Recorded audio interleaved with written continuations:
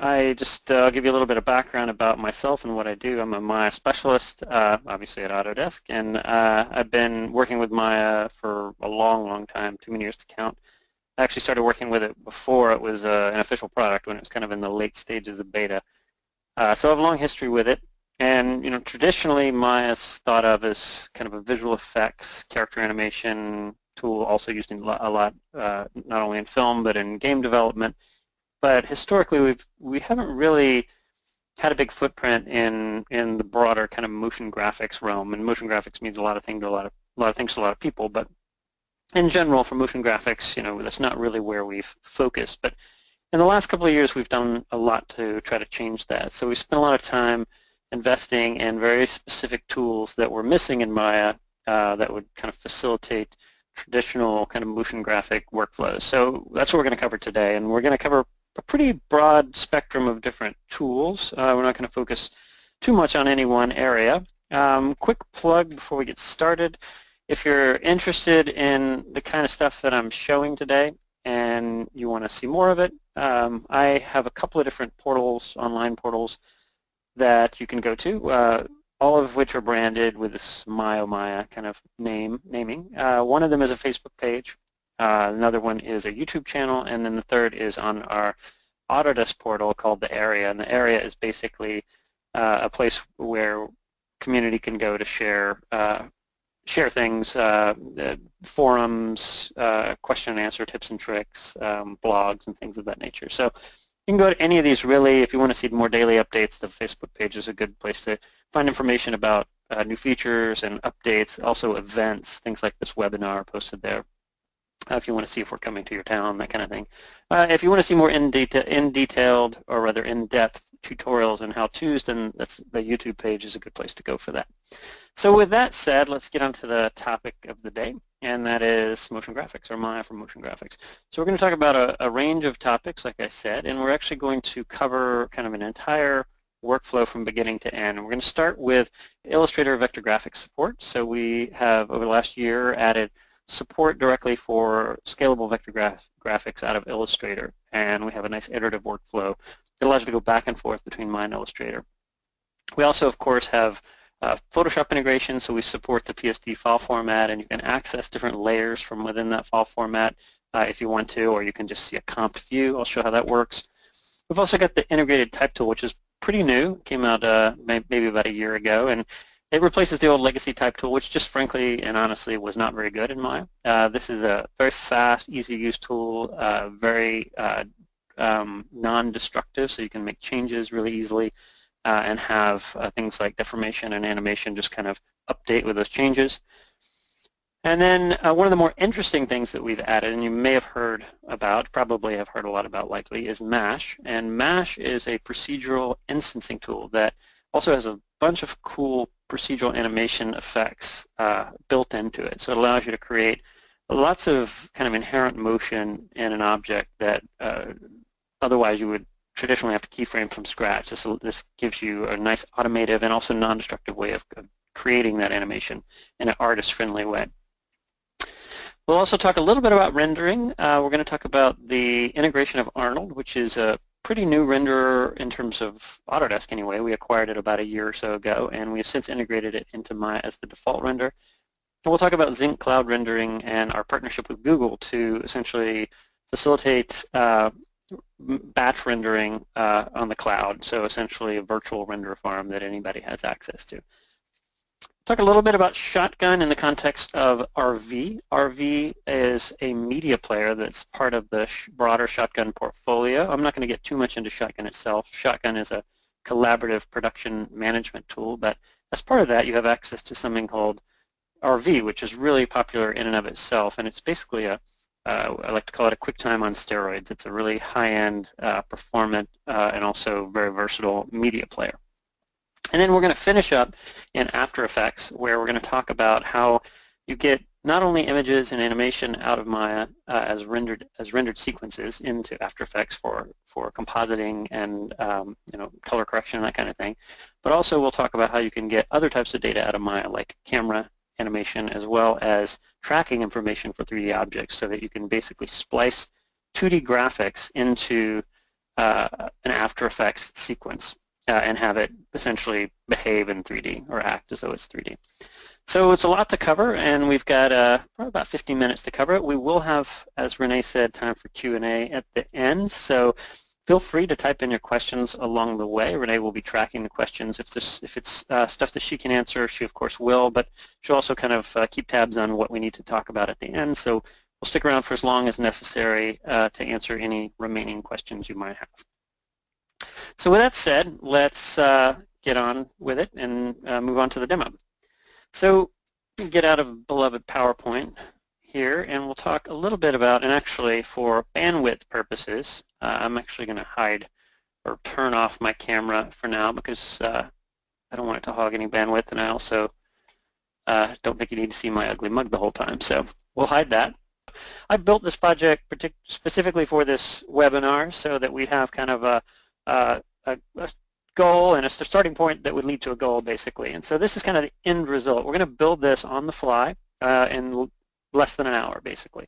So this is essentially an animated background with kind of a nebula star field, and then the Maya logo kind of flies in with some procedural animation tied to that to create this kind of building effect where it actually builds the logo in the end, and then the Maya 2017 just kind of flies in from the side and just slaps onto the side of the logo. So I'm going to go over all the various steps that were used to build this. What I'm using, by the way, as the viewer is RV. Now RV, like I said, is a media player. It's QuickTime on steroids. I'm just showing you the final result, but we'll get into more about RV and some of the cool things that you can do with it. We'll close it for now, though. So let's go into Maya and we'll get started. So on the Maya front, a few things to point out. We've done a lot of work on our UI over the last couple of releases. We've updated it, modernized it, and made it a lot more flexible so that you can do things like dragging and dropping different interfaces in and out of the UI and docking them into other areas. That's something that was kind of sorely needed for a while, and now it's there. Let me actually put this guy here. Put it back where it was. And we've also created these things called workspaces, which is similar to what you have in After Effects if you used it, and allows you to set Maya's UI relative to a given discipline. So for instance, if you're a sculptor, you can have a very simple streamlined sculpting interface. It sets your shelf to all the sculpting tools. If you're a animator, you can set your animation workspace. It loads up all your animation tools. It brings up your time editor and all the other associated animation editors that you might need. Likewise, if you're a renderer or a shader developer or lighter, you can bring up your rendering environment. And then if you're a motion graphics artist, we've got a MASH UI and a motion graphics UI. And what that will do is it will set the UI so that all of your motion graphics centric tools are in your shelf, and then it brings up things like your time editor, or rather your graph editor and your timeline, as well as other interfaces like the MASH editor that you might need while you're working with motion graphics. So I'm going to work from the motion graphics workspace from here on. Now, for starters, I could create a piece of geometry directly from here if I wanted to start with, something like a cube, and then I can build that cube out into a piece of geometry. But oftentimes I want to start with something as a reference, or maybe something as a building block. So what I'm going to do is just bring up a simple file that doesn't really have anything in it except for a couple of lights and a camera. So nothing special going on in this scene, except I just took the time to put a couple of lights and a camera in here. But otherwise nothing. And I'm going to use my motion graphics shelf to create an SVG node. And an SVG node is going to be a host, essentially, for a scalable vector graphic or an SVG file from Illustrator. Now, when I open that, what I can do is go into the attribute editor for this node, and if I find the SVG tab, from here I can actually load in an SVG file, and if you click on an existing file, you can get a preview of what that's going to look like. So I've got different versions of the Maya logo, for instance. I'm going to load up the old version. I say old, this is actually the previous version, not the old version, but at any rate, I bring it into my scene, and then I've got a few controls over things like the extrusion, where I can go in and I can add a little bit of extrusion depth. I might want to key that into a specific value, and then I can also go in and I can add things like bevels. So if I scroll down, I can create an inner bevel on the front of the object, enable that, and if I pull in, you can see that it does indeed create the bevel. And now I can go in and begin to manipulate this. I can add some depth, I can go in and I can add an offset, and then I can go in and I can set different bevel types if I want it to bevel in or if I want it to bevel out. And then I have controls over each one of these so that I can explicitly go in and set a very specific type of bevel. So if I want a little interior bump in there, I can get it. Now the cool thing about this is if I change anything, so for instance if I were to go in and link to the new logo instead, then all that bevel information is still intact. Any other changes that I've made to this node will just get applied now to this new object. So for this particular object, I don't really need the bevel, so I'm just going to turn it off. And now what I want to do is talk a little bit about the interop with Adobe Illustrator. So right now I'm seeing a Maya mesh, obviously clearly a 3D object, but again this came from a vector graphic. So what I'm going to do is actually load up Illustrator and we'll bring in that graphic and show you how you can make some changes to the original graphic. So I'll bring up Illustrator, and for Illustrator let's just kind of throw this off to the side over here, and I'll give myself a little bit more room for Maya. Let's say something like that. Good enough. There we go. And on the Illustrator side I'm going to come in here and I'm going to open up that same Maya logo. And if I frame in on that, you can see that for one thing, it actually inherits the color of the logo. So if this were red, the shader would turn red. If this were green, the shader would turn green. I just had a generic white color in Illustrator. But what I really want to show here is if I decide to make a change, for instance, let's say I wanted to go in and change this logo to look something like this, where I'm actually going to create this more stylized kind of M over here. I just save this out and come in here and just click refresh, and now that's going to update. So Maya actually looks at this as a reference. It's actually pointing to that SVG file. So until I explicitly tell it to break that connection, it'll always look back at that file. And if I make changes, it'll update in Maya. And of course, if I don't like that, I can just go back to Illustrator, undo those changes, resave it, and then refresh that node, and now it's going to load the original look of the logo. So it's a pretty cool way of working with Illustrator and building out geometry, particularly for things like logos and whatnot. Now, a couple other things I want to do before I go too much farther is actually make this look a little bit more like the Maya logo. I'm going to turn off my resolution mask to give myself a little more room. And for this object, I'm just going to right-click, and I'm going to assign a material. Now, I can assign a new material, a favorite material, or an existing material. I'm actually going to choose a new material to show you the number of different materials you can work with, things like ocean shaders, things like hair shaders, things like fog, and so on. If I go into Arnold, which is the renderer I'm going to use, then I've got some Arnold-specific shaders. So I've got a skin shader, I've got a hair shader, I've got ambient occlusion, and I've got the standard, which is like a Swiss Army knife of shaders, and it gives you just a lot of different options and different flexibility. So let's go in and just give that kind of the Maya teal. This is not exactly right, but good enough for now. Now, the next thing I want to do is actually add kind of the detail of the Maya logo, where I have the front face of the geometry. So what I'll do is I'll grab that face. I'm just using my right click to switch between component modes, go into face mode, shift select, and now I've got two faces selected. Actually, I accidentally grabbed a third. Let's do that again. And now, once that's selected, if I shift right click using my marking menus, I get access to all of the tools that I might want to apply or use for this particular selection. So I can bevel or extrude, or if I go down here, I can go to my mapping, and I can choose something like a planar map. And actually, before I do that, I skipped a step because I don't have anything to actually project. So let's go back one step and actually do a projection. So I want to go in and, or sorry, a decal or an image. I'm going to go in and I'm going to create a second shader, which I forgot. And we'll again just go to new material. I'll choose another material here, and this time, instead of actually loading, I've got to get my GoToMeeting UI out of the way here. Instead of actually loading just a simple color into this, I'm going to load a texture. Now, I also have a number of textures I can work with: ramp textures, noise textures, grids, fractals, and so on. I'm going to choose not a simple file texture, but a PSD texture. What that will do is it will allow me to load a Photoshop file, a PSD file with layers. So if I open this up, what you can see initially is it's a little off. I can tell something's going on here, and I can actually switch between the layer sets that are in here, the layer groups. So I've got one layer here, and then I've got a background layer here. If I want to actually view that, I can click the View button, and I have Maya linked to RV, which, like I said, is a multi-purpose viewer. I can use it for image viewing, or I can use it for sequence and movie viewing, also things like layers, compositing. I'll talk more about that. Right now I just want to see what it looks like, but I also might want to edit it, so I can also link the edit functionality to Photoshop itself. And that's just something you set up in the preferences. You can use other editors if you choose, but obviously most people are going to use Photoshop. So here's the logo that I'm looking at, and you can see there's layer group 1, and then there's the underlying layer for the base color.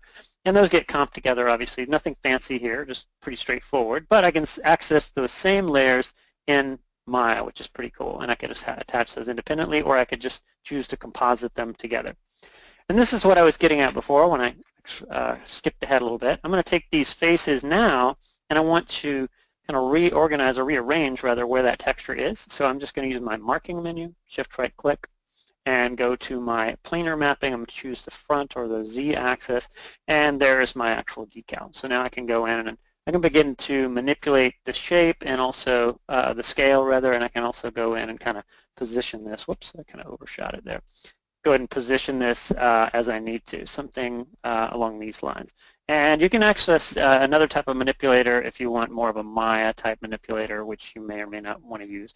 But you can see there I've got it more or less lined out. Now it's not perfect. I'd spend a little more time and get that a little bit better, but good enough for the demo. Now what I'm noticing is that interior extrusion is a little bit too bright, so I might want to darken that up. But I've got a couple of shaders on here, so it can be kind of complicated trying to find the shader that's associated with an object. So in 2017, we released a new version of bonus tools. If you're not familiar with bonus tools, it's actually a free set of utilities that come with Maya. You install it, but then it just adds to the regular Maya menu set. There's a bunch of stuff in here for modeling, a bunch of stuff for UVs and for rigging and for animation and rendering and lots of other things. One of the things that's part of this is a handy little tool that allows you to access all the nodes associated with an object. So if I right-click, I can go into the Navigate Graph section. And here, let's say I wanted to grab the SVG node. There it is right there. I just say Select, and that will load that. Oops, I didn't actually get it. I'll do that again. I go into the SVG node, select SVG, there it is, and now I've accessed the SVG node. I can modify that with things like bevel and extrusion and whatnot I did before. And then I can also go in and right-click, navigate graph, go downstream, and I can find any of the materials that might be associated with this. And I remember I created two, so I'm going to grab the first one that I created, select it, and sure enough, there it is. So it's a quick way of accessing the nodes that may be connected. So particularly for things like MASH, where the node connections get really complex, it's an easy way to navigate through that complexity. So I'm just going to take my color here, and I'll use my handy little eyedropper, and I'll just choose a darker color somewhere on here so that it looks a little more appropriate. That actually might be too dark. Let me go up here, and there, that looks a little bit better. So something like that, good enough. So now that I have the base for my logo, now I want to start creating some animation. But before I do, what I want to do is prep the model just to make sure it's animation friendly, so to speak. And what you'll see is if I grab the model itself, right now it scales and rotates relative to the origin of the world, which may or may not be what I want. Oftentimes with like a flying object, you want to actually do that at the center. It's easy enough to do. You just go to Modify, and you simply center your pivot. That puts it at the center.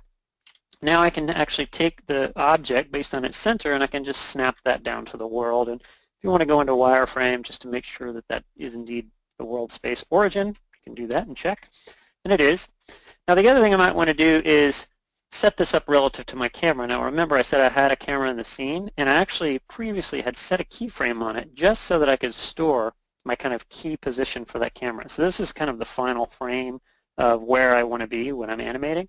And you can see my logo is a little bit too big, so I might want to go into the channel box over here, and I might want to scale this down. I can actually just scale it directly if I want, or I can actually grab specific values, and I can just say I want that to be exactly 50%. Now, other thing I might want to do is I have it rotated the wrong way, so I'm just going to take this and just use my J key just to rotate that around so that I have a nice kind of 90-degree angle. This is a better perspective for the animation I want to create. Problem now is you can see I've got all these values, offset values on these channels, which isn't what I want. I want to zero this out. A simple way of doing that, you just right-click and you do what's called a freeze, and that will freeze all these channels so that all of those edits that I made essentially get kind of baked in a sense so that I can always get back to zero. If I rotate, translate, scale, I can always get back to where I started, which is going to be handy for later. So now I've got this more or less kind of positioned for that last frame, and now I want to start to actually create the animation. So actually we'll keep the grid up a little bit longer. So the first thing I'm going to do is figure out where I want this to start from. I'm going to have it flying, and I don't, if you remember the animation, the logo kind of came from the back and the side and kind of flew in from a distance. That's what I want to create. I'm going to go to frame 1. I'm going to take this object and I'm going to kind of push it back in space and just use my manipulator and just push it roughly 10 units kind of in each direction. So I'm not going to get it perfect, but something like that. And now I want to go in and set a keyframe there. So I've set the keyframe for the starting point, and this is where I was saying earlier. Now if I want to get back to where I started, I can just go in and I can just zero out all these values. And actually, let's go to a resting frame. Let's go to like frame 85.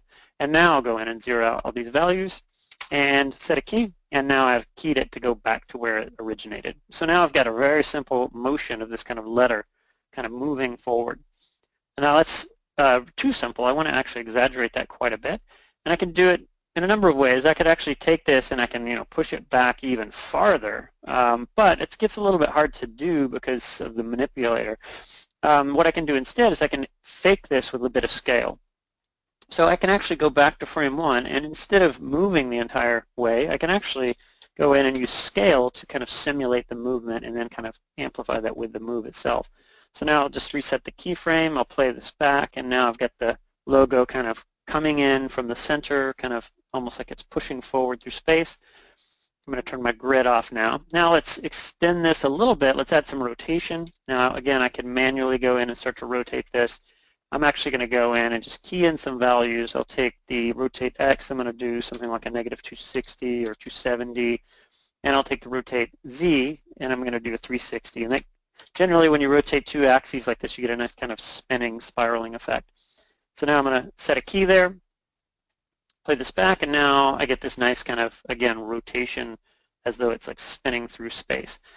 Problem that I see immediately is that it's really soft, and what I mean by soft is it has this kind of almost like soft landing, so it's actually slowing into that last pose. And this is where you have to actually get down to the key and curve level to kind of fix that. So with the new workspace, it's nice just to keep the graph editor just kind of tucked away down here. So I can just click on that, and I can expand it, and I can access all the channels that I need that are associated with this object. We've also done a cool thing with hotkeys. So the 1, 2, and 3 hotkey give you different display modes that allow you to see your curves in different ways. 1 is absolute, where I see everything in its absolute value. I see 2, which gives me view over everything in a stacked mode, where I can see every curve one on top of the other. And then 3 is a really useful one. It's called normalized, and it actually allows you to see things like translation, rotation, and scale all in the same relative space. So you can see that when I select this keyframe, I'm actually selecting a rotation, a translation, and a scale curve. But even though one is 0 to 360 and another one is 0 to 1 or whatever it may be, I could still go in and I can edit these in this nice kind of uniform, even way. So what I'm doing is I'm actually changing the arc of this curve, so I'm creating kind of a punch end. So it's actually, instead of easing into that point, it's actually going to just kind of snap right in there. So it moves and then snaps into that spot. And then I can exaggerate this. We have weighting by default now, which didn't used to be the case. You used to have to kind of set that. Now you can actually go in and you can add weighting to the curve really easily just by dragging it out in the direction you want to weight it. So I'm going to exaggerate that a little bit more to accentuate that pop, and now it should give me a little bit more of a really fast, like hard pop there at the end. Okay, so everything's looking pretty good. It's maybe not perfect, but good enough for now. And I might want to go in and make a few more changes. Like I might want to add kind of some right to left motion. So I'm going to go back to frame 1, and we'll do something like this where I pull this off to the side. And this time I'm going to keyframe only the translate because I don't want to add an intermediate key over here. I'm going to keyframe just the translate, and then I'm going to move forward, and I'll take this and maybe move him somewhere over here, and I'll keyframe that. And now I'm going to get this kind of arcing, sweeping motion where he kind of moves left to right. And I probably need to change the tangency of the curve at that point so it's a little smoother, but you get the basic idea. So I'll show you a more polished version of this. It's not much different, but it's a little bit different in that it took a little bit more time actually working on that motion so that it looks a little more fluid and a little smoother. Okay, so moving on from here, we want to talk about a couple of other things. For one, I want to add some camera animation. So actually, I'm trying to remember. Oh, it's actually already in here. I forgot. I already created it. That was very straightforward. All I did is that extra motion right there was created on the camera. I just selected the camera and set a couple of keyframes, moved it, set a couple of other keyframes so that I have this kind of layered effect between the M moving in, and then it continues to move based on the camera motion, and it just makes it a little bit more fluid and a little more dynamic, so it's not just sitting there at the end. So that's the only other thing I really changed. Now we want to get into some of the fun stuff, and that is taking what we have here and creating some cool procedural animation around it or on top of it or from it. So we're going to use the mesh toolset for doing this. So I have a separate mesh UI here where I can create a mesh network and access the editor, but it's also here in my tool shelf right here. So my motion graphics tool shelf consolidates a lot of this stuff. I'm actually going to first find an object that I want to use for mesh. So you generally start with a piece of geometry, and it could be anything. It could be as simple as a cube or something more complex. And I'm going to take that and I'm going to generate a mesh network out of it. Now what I've done is I've created a mesh node that basically will allow me to instance this in a number of ways. So I have the mesh hub, which is called the waiter, which is basically like the core kind of center anchor of the network. And then I have the distribute node, which is the first node that I'll use to actually control the placement as well as the distribution and instancing of this. I can switch this to be radial and then add density there. I can switch this to be spherical, and I can add something like 1,000 particles or 1,000 instances of this and get something like this. Or I can go into a mesh mode, and from the mesh mode, all I have to do is find the mesh menu, which is right down here, and I'll just use the outliner to middle mouse drag the logo right onto the input. And now what's going to happen is it's going to instance 1,000 times around the shape of the logo. And right now it's just doing it kind of randomly, basically. That's why you see some spots coming through. But I want to do this in a more controlled manner. So let's go back to the mesh node, the distribute node, and what I want to do is actually control how the mesh gets instanced across the surface. So I'm going to switch from a scatter. I could do a vertex or I could do edge. I'm going to choose edge actually, and I want to actually conform to the edges of this object using, first of all, a flood so that I get exactly the number of meshes as the number of edges, and that'll come up later when I change the mesh. And then I also want to set up scaling so that it uses the relative edge length to determine the scale of the object. Now one cool thing I can do is I can actually go back to the original object and I can begin to manipulate that original object, and you can see that will actually have an effect on the kind of offset scale. So I'm going to scale that up a bit so that it's kind of just a thin border around the lettering, and then we're going to modify it. But you can see it still follows the motion just as it did before, but it's just bound to it in a different way. So let's hide that once again. Now one thing I can do is bring up the mesh editor. The mesh editor is a kind of a hierarchical view of all the nodes that I'm creating with mesh. Right now I have just a simple distribute node, which I can select from here. But I'm going to add some animation on top of this as a layer, basically. And I'll use the signal node, which is a combination of a few different things. You can create noise with this. You can create randomness. You can create sine, wave type animations, and so on. So right now, if I play this back, you can see that it's just kind of this jiggly noise. I might want to amplify that. Actually, let's scrub through here. I might want to amplify that across different axes, so I'll bump up the other axes. May want to add some rotation as well so that I'm getting kind of more of an undulating type effect. And I can scrub through to kind of visualize what this looks like. The problem now is this is going to happen over the entire animation. It happens at the end, it happens at the beginning, and so on. So what I want to do is actually control this in different ways. Now, I could use a manipulator to go in and control it on and off using like a transform. What I want to do is just do a quick animation. So there's lots of tutorials online about how to do this stuff, by the way. I'm just showing you a couple of examples. So we're going to go to the strength setting here, and with strength I've got two strength values. This turns it on and off basically. One is uniform, and the other one is more of a random. So each one kind of turns on and off at a different rate at a different time. So what I want to do is actually use the random strength to control that. So let's go in and we'll set our first frame, or sorry, our second frame where we want this to settle into place right about frame 100. I'll right click and I'll key. And I'll scrub forward, let's say, to somewhere around 60 or maybe 70, and right about there is where I want my animation to be full strength. So now what's happened is it starts off full strength at the beginning, and then it fades out at the end. But it actually fades out over a very short, second or so of animation.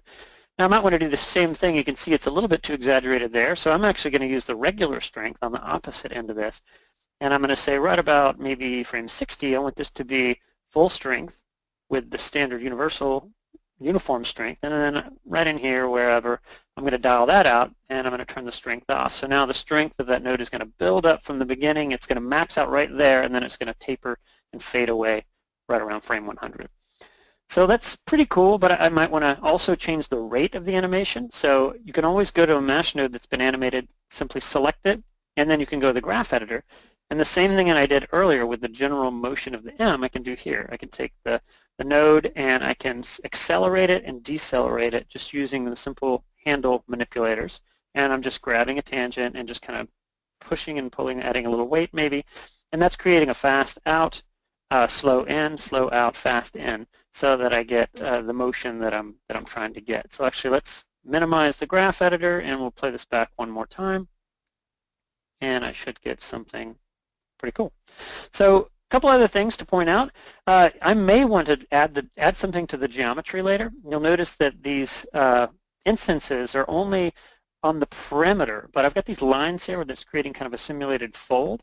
I might actually want to go in and use those. So what I'm going to do is actually grab that object, and I'm going to use the MultiCut tool, and I'm going to come in here and I'm going to create a cut, say across this object to there, hit enter. As soon as I do, it generates new mesh instances. So this is a live connection, which is pretty awesome. I can come in here and I can add details to the mesh, and by adding details to the mesh, it's just automatically passing that along to the mesh network, and it's building the appropriate geometry, and it inherits all that animation. So I can scrub through here, and now I've got a few extra pieces that are going to build onto that logo, which is really awesome.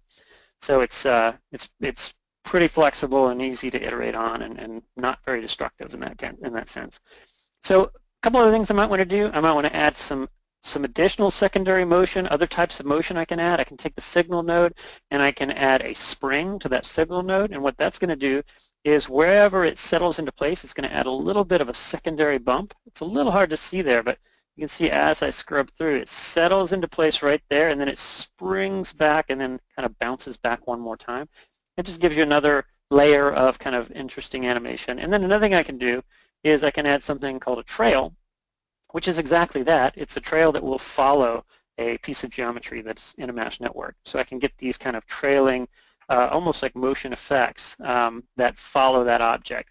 And then there's a number of things that I can control with things like the trail length. I can have them short, I can have them long, depending on the situation. I might want to keyframe that so it starts out short and then gets long. I can control the width, so they're fat or they're thin. And I can keyframe all of that in the same exact way that I did with the size. Now I probably want a different color in here, so I probably want to go in here and actually assign a more appropriate color after I've got all this looking the way I want. I'm going to use a Arnold shader, and I'll use a kind of a light color to actually go in there and kind of mimic the color of the Maya logo. So let's let that play through one more time, and then I'll bring up a more polished version. So clearly, you get the general idea. Clearly I could polish that, and that's exactly what I did in this next example. So this is one that I spent a bit more time on, just kind of refining the look, and I also had the mesh nodes kind of fade into the logo, which is kind of cool. So they start out kind of building the shape, and then they fade out kind of quickly at the end. Now, along with that, I've also got an Arnold shader with some parameters associated with this that I might want to tweak. And you can see a certain amount in the viewport. Like you can actually see quite a bit in the viewport. But when it comes to certain render effects, you want to see a higher quality kind of representation. So because I'm using Arnold, we have now integrated the Arnold render view. And the Arnold render view is an awesome progressive renderer that is tied back into Maya. So I can actually scrub the Maya timeline. And when I get to a point where I want to see what the render looks like, I can stop. And as soon as I release, it progressively refines that image, and it shows me over time a much more detailed representation of what that's going to look like. So here you can see I'm fading out the letter M, and I'm fading in the letter M, and I'm fading out the actual mesh geometry that's kind of building that perimeter. So it looks like it's actually kind of constructing it over time, which is kind of a cool effect. But I'm using a combination of mesh and then animated shaders as well. But this render view is just super interactive, and I can really quickly go in and get a clear idea of what a particular frame is going to look like, which again is pretty awesome. So on that note, let's talk about some more rendering. Actually, I did forget one piece. Before I get more into rendering, I forgot to animate the text. So let's go in and finish this off with some animated text. So I've got the logo flying in, I've got the mesh stuff where I want it, and now I want to create, if you'll remember, there was some flying text that came in and kind of slapped onto my logo. So I'm going to use the integrated text tool. So if I go to create, I can do it here, it's called type, or I can do it right here on my shelf, which is kind of handy. Actually, it's this one. And that will build 3D text, and it'll just give me, first of all, just a generic couple of words there, but I can go in and I can type in anything. It's completely interactive. I want to type in Maya 2017, and I want to go in and I want to make sure that this is the right font. So I've loaded in my system fonts a variety of fonts. I can use any one of these. Some of them more interesting than others, but what I really want is the specific font that's used for the Maya logo, which is a font called Artifact. So I've loaded that, Maya recognizes it, and now I can set it exactly to the font that's used in the official marketing material and so on. So I've got different controls over things like the kerning. If I want, I can go in and I can do spacing, and then I can go in and I can control the width between the spaces and so on, all that kind of stuff that you would expect from text. And then I have the controls over the geometry. So I have the exact same controls that I showed you with the SVG node. So if I wanted to go in and add beveling or modify the extrusion or change the number of divisions and that kind of thing, I can.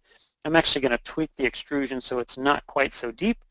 And then I'm going to go in and I'm going to snap this down to my logo. I'll just use my J key and just kind of snap that around so it gets a 90-degree rotation, and then I'll just kind of place this.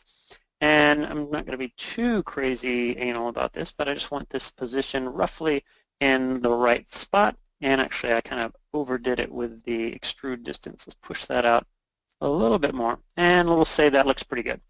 I might want to push it up a little bit. And actually, now that I look at it, I realize I kind of screwed up the kerning there a little bit. So that looks better. Okay, so that is the text that I'm going for, but the problem is right now if I scrub my timeline, you can see it's just static.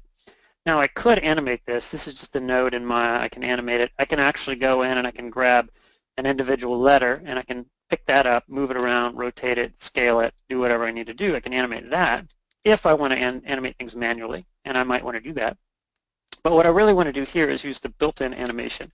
So the built-in animation is just on the actual type node itself.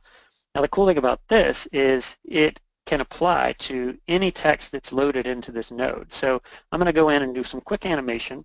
First of all, we want to figure out where this should settle in. So I actually want to have this settle in somewhere right in here after the border perimeter kind of fades out. I'll say maybe 105, 106, whatever.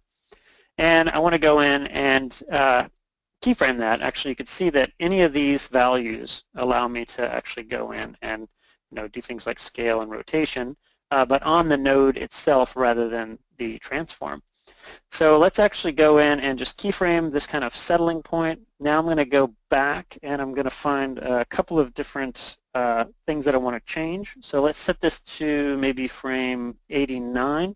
Now I want to go in and start to key some of these values in. I'm actually going to use something like a 140 here, and I want to go in and rotate this. Maybe I think I did 360 when I was testing this out. I'm going to choose 2 axes and do a 360-degree rotation there. And then I want to maybe scale this up to something like 3 and set a keyframe. And now when I scrub through, you can see that those letters start to fly in. So they're actually, if I pull back, they're actually way off screen over here.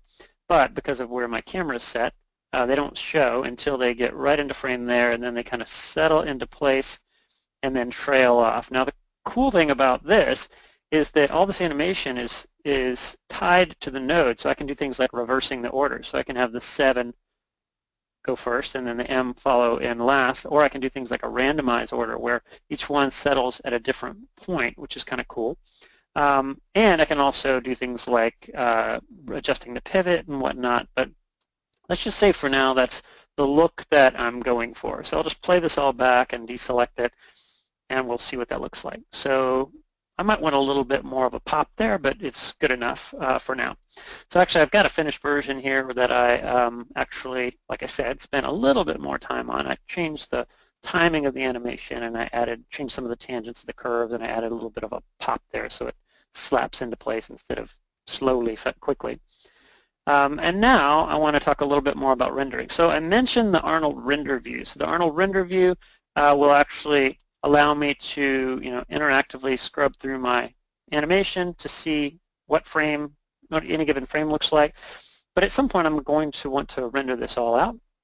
So we have a batch render, which is under the rendering menu set, and what that will allow you to do is render an Arnold sequence. Now this does actually freeze the UI temporarily while it renders. You can actually run a second instance of Maya if you want to work while it's rendering. But essentially this is batching a render out through the Maya UI.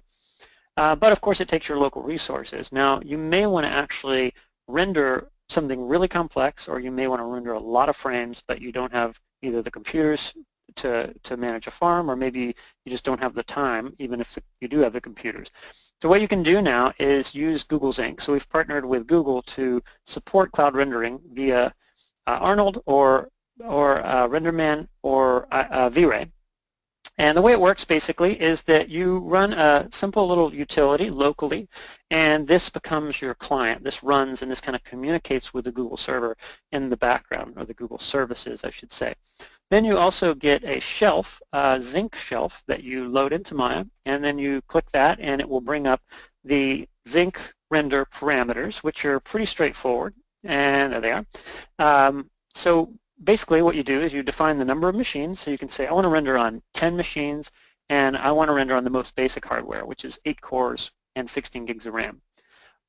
But you can also go all the way up to something like 32 cores and 64 gigs of RAM, and the price will vary depending on the CPU power that you choose, basically. But you can use as many machines as you want. I could do 5 or I could do 100.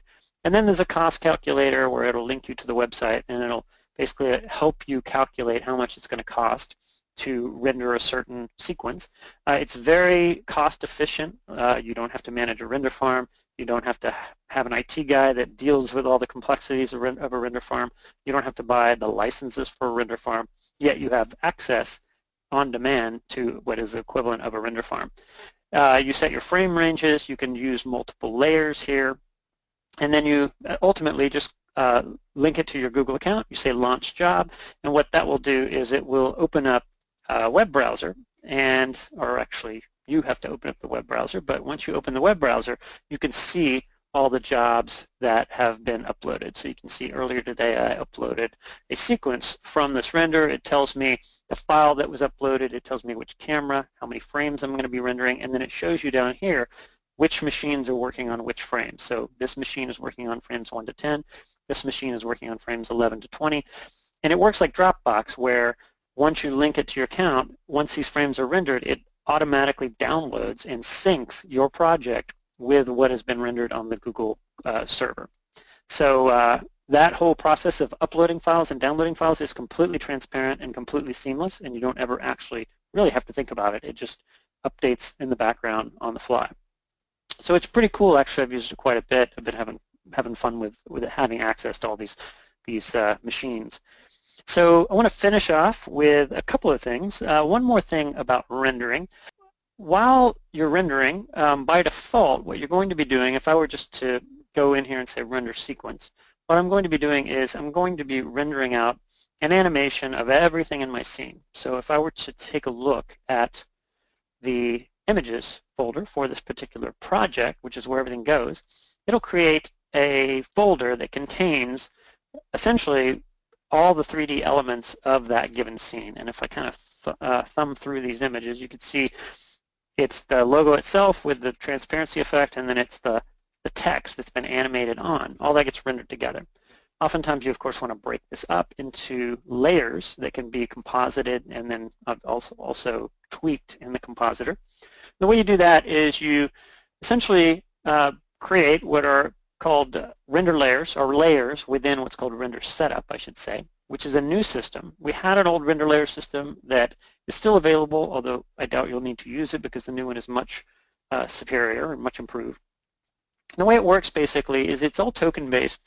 You start by creating some layers. So I'll create one layer for the logo, and I'll create another layer for the text. And as many other elements as I might have, you just create a new layer.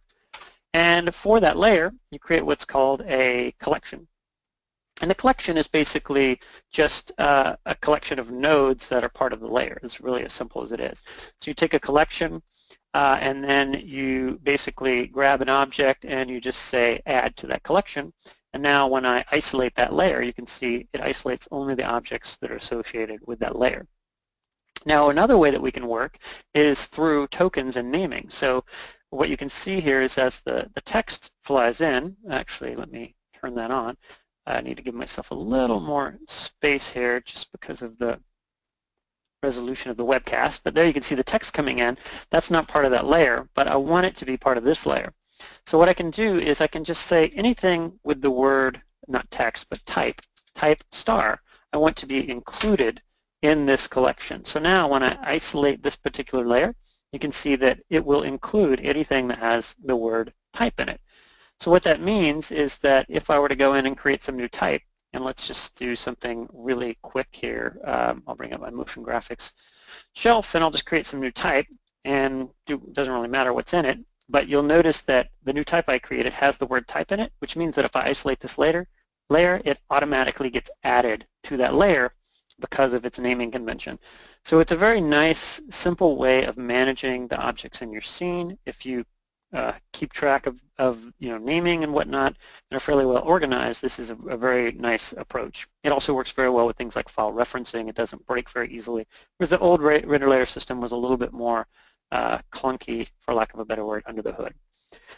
You can also create overrides, so if you want different shaders for different layers, or if you want to change particular values like transparency or like diffuse or anything really, glow, you can actually do that as an override on the layer so that the layer itself would contain some modification on top of what's in the base scene, and that's really straightforward and easy to set up.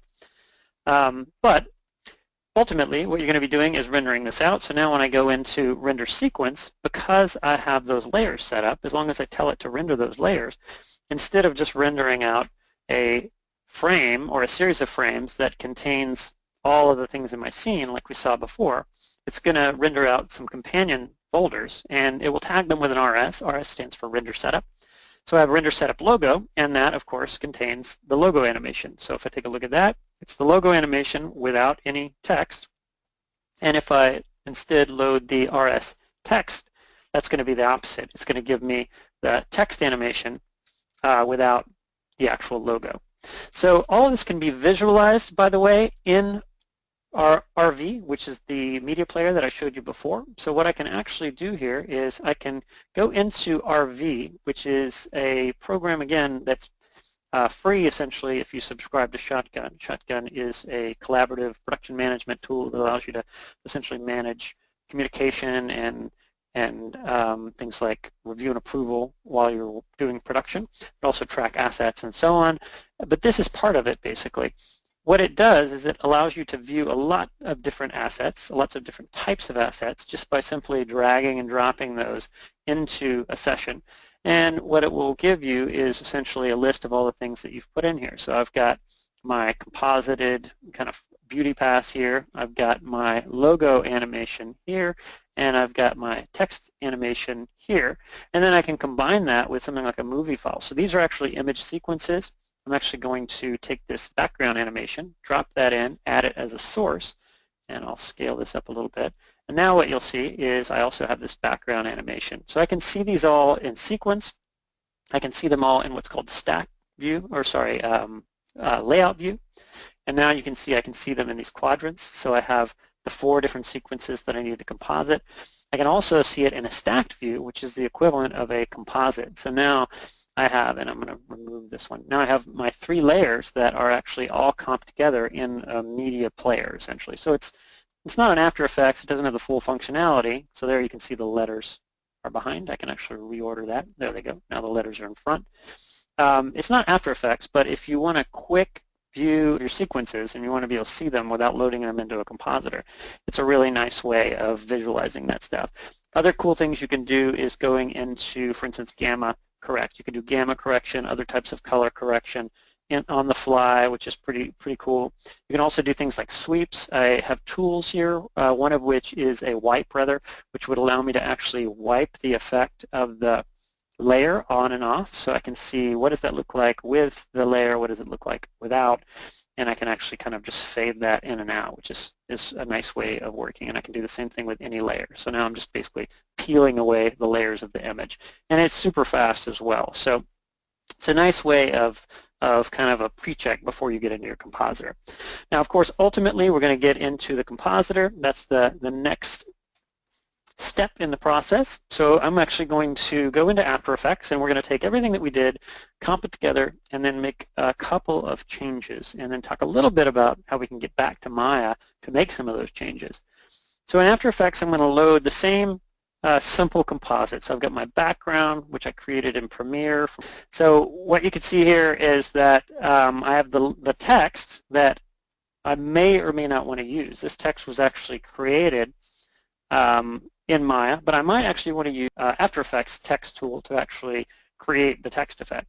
So in order to do that, I have to be able to track the 3D elements in my scene, which I can't really do right now because the 3D elements are just, actual 2D. They're not 3D. But I can go back to Maya, and I can extract this kind of 3D information just using some simple tracking tools. So that's what I want to do now, is I want to track the motion of that M. And I'm going to do that by creating a simple locator. So I create a locator, and I'll take that and then just snap that down into place. And I might want to rotate that around just so it aligns better. I think that should be about right. But you can see the locator will follow the camera motion because the camera is moving, but it doesn't follow the M motion. So now I want to take that M, shift select the locator, and then I want to go in and constrain this. So I'm just going to use a simple constraint tool. I'll do a parent constraint, and what you'll see is the locator will actually follow that because it's actually constrained to a particular point on that animated M. So we have a built-in tool that now allows us to export to Adobe After Effects. So we've got to send to Adobe After Effects, and we've got a couple of things here that we want to do. One is you want to take the locator, and you want to take the camera, and any other locators that you might want to track, and you want to create a selection set. And this is just essentially a group that basically defines what I want to send to Adobe, or what I want to send to After Effects. And then from here I just say send to After Effects. So now it will run through the animation, bake out everything it needs, and then I can throw on the desktop my file. So I'll call this Maya locator track, or whatever you want to call it. So that will create a file that will store all that animation, and now I can go back to Adobe After Effects. One thing that's important here, in order to do this, is you have to select the composition that you want to import this into, especially if you have more than one, but in general you have to select the composition. And then there's a plugin called Maya Import, which will load. You go to Windows and it'll be the bottom one here. We provide the plugin, so as part of the Maya installation you get this plugin. Very simple to install, it's just a file. And then you just say import, and you point this to the JSON file, which is a text file that you created, and that will basically process that file, and then it will create locators that will match the locators from the Maya scene. So if you'll see, I have one for the camera in the middle, which is the center of interest of the camera. And then if I select this locator, you can see this one actually tracks the motion of the logo as it flies through space.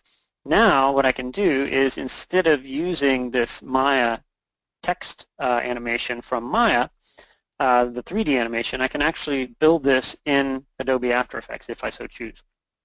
So what I want to do is actually create a simple piece of text. Use the text tool here, and I'll just use the same Maya, whoops, let's do that one more time, Maya 2017, and I'll scale that down a little bit. Right now this is still just 2D. I can actually just take this layer here, make it a 3D layer, and then I'm going to parent this to the locator so that it will follow the locator. And you'll notice that I use Shift to parent that, and it just snapped right into place. Now I can actually just do a quick offset. I've got some transform values in here where I can go in and I can add a little bit of positioning here. I might want to move it up like this, and I might want to scale it up like so. Actually, let's offset that a little bit more here, and then likewise we'll push that in here.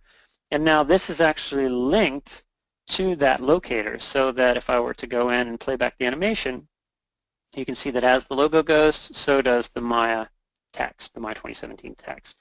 Now, one thing you'll notice is that it rotates and it follows the position, but it does not scale. Now, I could try to fix that here, but the beauty of this, and actually I think I need a little bit more scale. Let's just correct that a little bit. There we go. The beauty of this is I can go back to Maya and I can process that part in Maya. So I can say I also want to take the scale from the M and I want to pass that onto the locator using a simple scale constraint. And what that will do is it will, again, as the M scales, the locator now scales as well. So it's tracking the position, rotation, and the scale. All I have to do, I've already created my set, is just say send to After Effects. It'll process everything once more, and now I'll just overwrite the original file. Could create a new file, but if I overwrite the original file, I have the option now of just simply updating based on that original file. And now anything that's changed will get updated in Adobe After Effects based on what changed on the Maya side. So now you can see that, let me actually turn off that trail there. You can see the logo, the text rather, starts out at 0 or scaled way down. It starts to scale up, starts to rotate into place, and then kind of snaps into place right there with the letter. And then, of course, I can use anything in Adobe After Effects to modify this. If I want to fade it in and fade it out, or if I want to add some other kind of special effect to it, I can. But it's a pretty nice way of working, again, being able to go back and forth between the two. So that pretty much wraps up the presentation. Again, this is kind of the final product that I showed before. All of that kind of comes together in this 4 or 5 second animated sequence. And yeah, there you go.